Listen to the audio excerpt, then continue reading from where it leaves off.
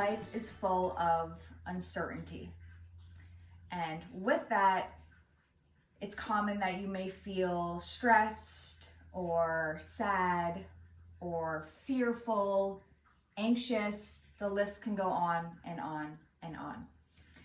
Just letting you know that if you are feeling any of those things, reassuring that you are not alone. And although we are all in our homes for these past few weeks, and I'm sure the next few weeks to come, please remember that we are alone together. Okay, so I wanted to take this time to share with you something that has really been saving me and helping me and guiding me. So always grateful for yoga, but more so I'm feeling really grateful for my breath work, my breath awareness. That is my yoga practice, my yoga study lately. So I will be sharing with you a variation of Ujjayi breathing, and all I ask is that you keep an open mind if you are watching this video. There are many different varieties and variations of pranayama and asana, but I will be sharing with you what I know. We worked with this breath a lot a few weeks ago in Hawaii. So Kristen and Eddie, thank you for sharing and thank you for passing all this knowledge and wisdom and this amazing yoga down. Thank you, thank you, thank you. So before we lie down for pranayama, and a lot of us are used to starting here. It's not wrong, but I prefer to study pranayama reclined. The fact of the matter is that lately I'm just needing a little more support. When I'm reclined, it's easier for me to, visualize where I'm trying to breathe into, so on and so forth. So give it a go. I'm sure that you will absolutely love it. And this can be done at any hour of the day. I've been doing this first thing in the morning and also before bed, just to start with a clear, calm mind, and also to end with a clear, calm mind. Although I'm not gonna lie, you guys, this 6-hour shift from Hawaii back to the East Coast has been a lot to get used to. So here we go, bear with me. Let's talk a little bit more about today's offering. So a few things. I'm going to reference the eyebrows of the breasts, and that is above your breast but below your clavicle, your collarbone. So if you put your hands right up top here, this will be, in a sense, the targeted area. Now, when we talk about this targeted area, we don't want it to go, out, but we actually want to inflate and lift this area up toward the chin, in a sense. What we do want to inflate out would be the size of the ribs. Think about the size of your lungs, even the backs of your lungs. We want that sense of expansion to come in, and don't force anything through your belly. Let the belly go. Nobody cares. Okay, when we talk about belly breath, it's not like we're trying to force this Santa Claus belly, in a sense. So keep the belly soft, let the breath ebb and flow. A few more things to consider when studying pranayama is the timing of your swallow, believe it or not. So start to train yourself that you're swallowing either up at the very top of the breath or down at the very bottom of your breath, knowing that if you swallow anywhere in between, that can become an obstacle and it can be a disruption to that fluid breath ebbing and flowing within. What else do I want to say? You will notice when I recline, the position of my face. So we're gonna want the forehead higher than the chin. But remember, we're gonna be on a horizontal playing field here. So keeping the forehead higher than the chin, that downward slant of the face is really important. So we'll talk about that support in a few moments. So, like I said, 2 to 5 blankets. If you have blankets that resemble each other for the same width and thickness, choose those. If you're at home, use what you got, make the best of it. Okay, so you know me, of course, you see my chair, my belt, I have some other props over here, but I do have my handy dandy, beautiful wool manduka blankets here at home with me. So I'm gonna be starting with 2.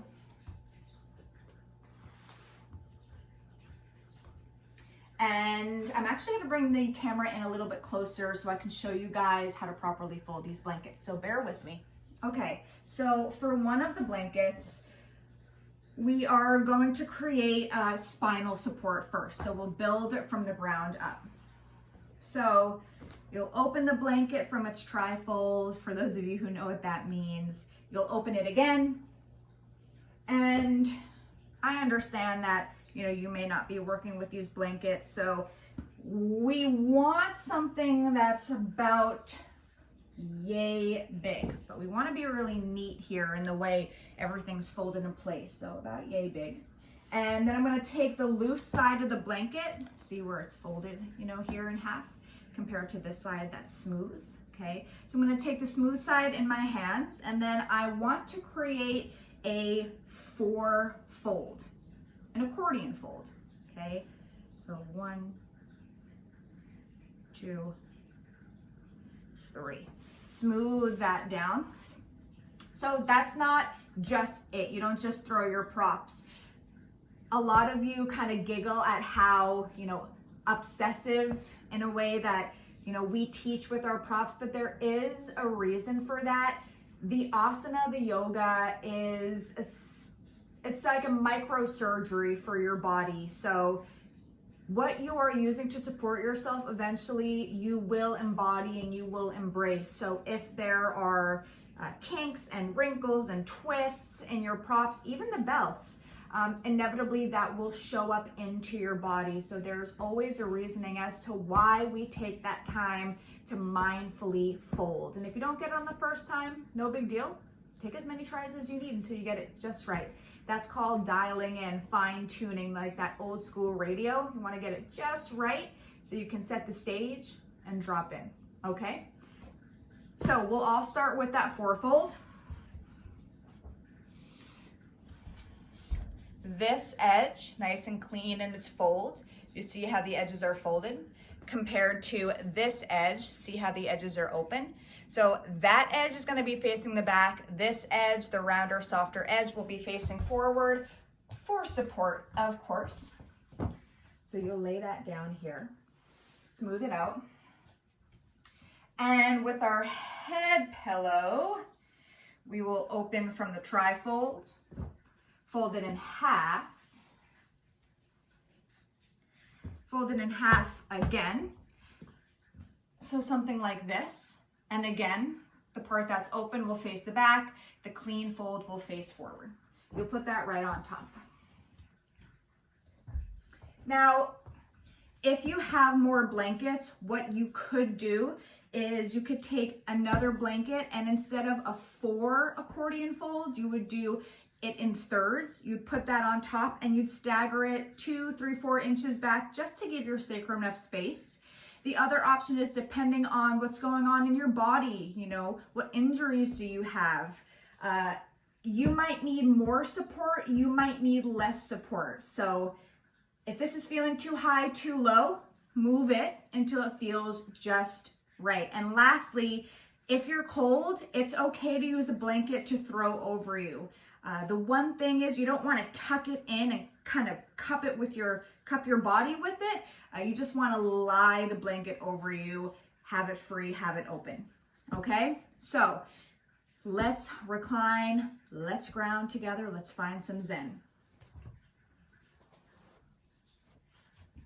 So you want to sit a few inches away from the setup. You don't want to be straight back. Again, you want to give your sacrum a few inches here. So of course, we never lie down like this because this is just enforcing shoulders on the front body and closed chest, which is really just enforcing the mapping of the skin.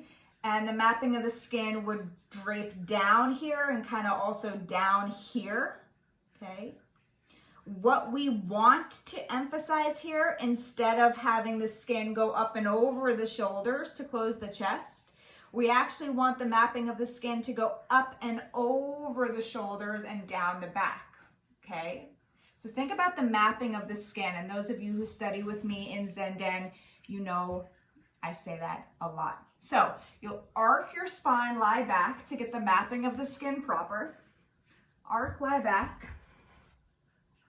Throw your hair back, okay? And pull the head support in really close until it's hitting the tops of your shoulders. A lot of us will recline and we'll be here, okay? So feel the back of your neck. If the back of your neck is really short, the goal is to really find length so the back of the neck can release. So there's no hard press of your skull down. There's no forcing the chin into your throat, but instead think about just elongating through the occiput of your skull, that back little ridge, if you can feel, okay? And again, you can see here that slope of the face. So if water were to be poured here, it would easily slide down and pool on my chest, okay? This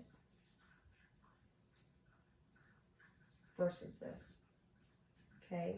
A little press with the elbows to tuck the shoulders behind you. Put your feet on the ground and think sits bones away from blanket. So just helping to bring that extra little inch of space into the low back so the spine is in a sense pulling and relaxing, getting longer. Okay, then the legs are going to go out straight. Okay, the legs are going to become one. I want you to flex your ankles and 10 toes up to the ceiling. Squeeze your legs for a second and then let go. So you're not bringing your heels as wide as the mat so the energy is not, being depleted and being rushed out, but rather two legs become one. You just let go there, okay? Any little adjustments that you need to take, go ahead and take them. So remember, we're going to be looking for this part to lift up toward the chin, this part to expand out. And you'll see when I'm actually coming into this Ujjayi breath versus when I'm in a recovery breath. So I'm going to drop in. And, take as much time as you need, but, just doing a little scan, starting at your legs and just asking your legs to relax, to let go, spending some time there, then doing the same to your arms. Allowing the weight of your head to fall heavy so the skin behind your neck softens.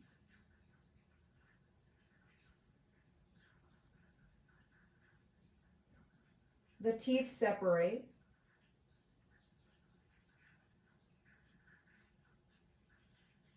Lick your lips for a second. Bring your lips to a state of not touching and touching a few times.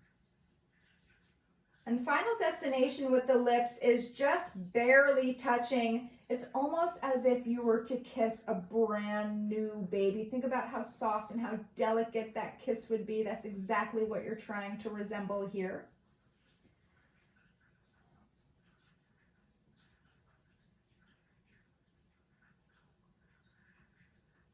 And with the eyes, if there is an abundant feeling of depression or anxiety for you, then it is suggested that you keep your eyes open, fixed and focused on one spot on the ceiling.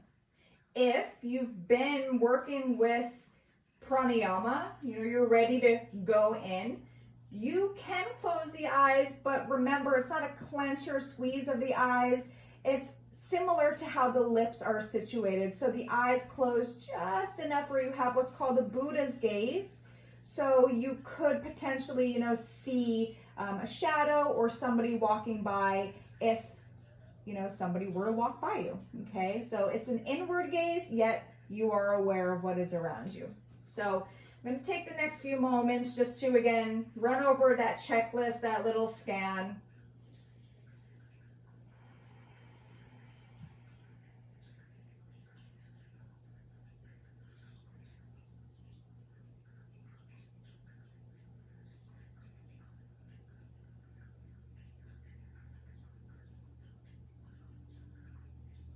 Dropping into a place where you can just simply observe your breathing. There's always such a rush to change the breath real quick, right? But consider just dropping into the present moment. Don't do anything with the breath. Just let it be what it is. Observe. Just watch.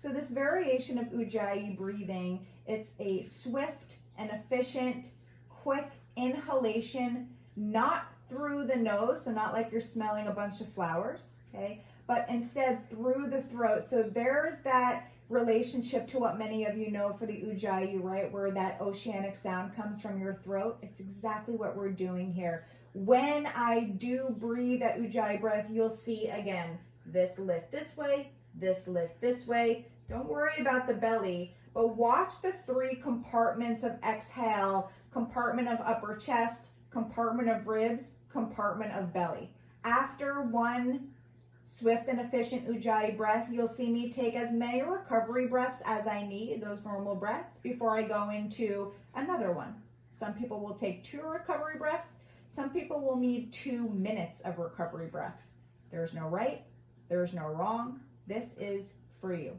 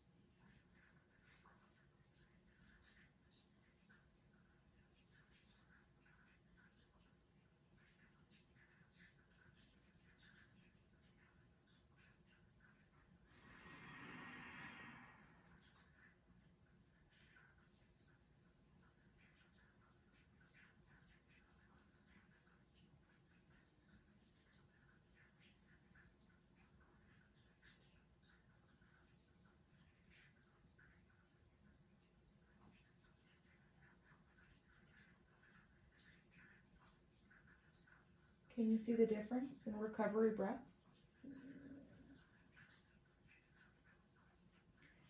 So one thing that's really important, I already feel so much more grounded.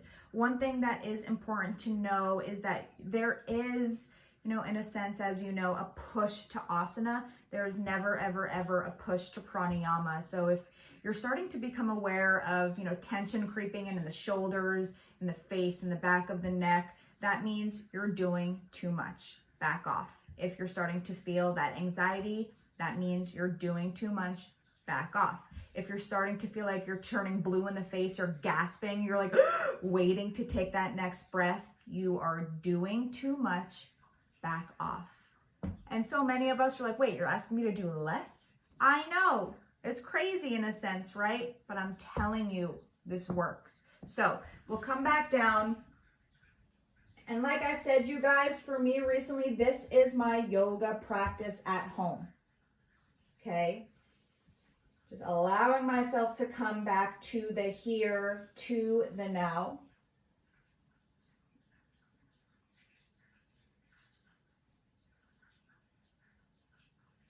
And for some of you watching, you are familiar with this work. So if you are starting to string them together, you know that that is right for you.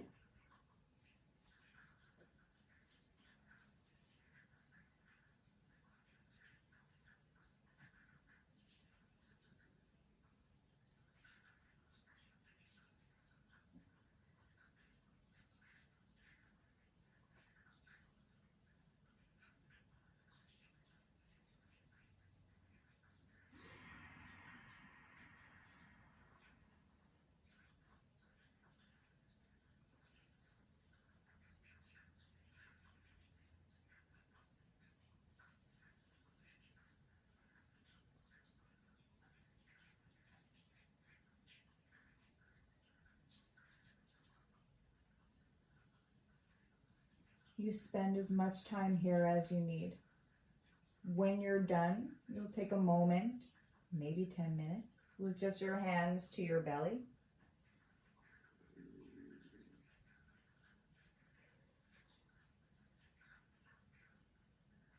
You'll always roll off to the right side. Rest there. Place the right temple, the right side of your head down, not your forehead.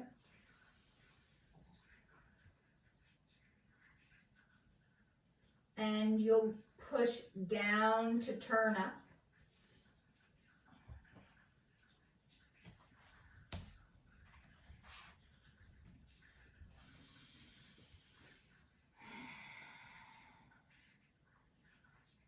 So thank you for taking the time to watch. I hope that this pranayama technique, this yoga study, will give you all the good grounding present vibes that I know I most certainly feel, and allow yourself to receive, because especially right now in this uncertain time, you are worthy of your feelings. You are worthy of nourishment. You are worthy of joy. You are worthy of success. You are worthy of love. You are worthy of a happy life. So I will keep you guys updated with the COVID-19 pandemic. Don't forget, we are alone together. Sending you off with an Om. Namaskar.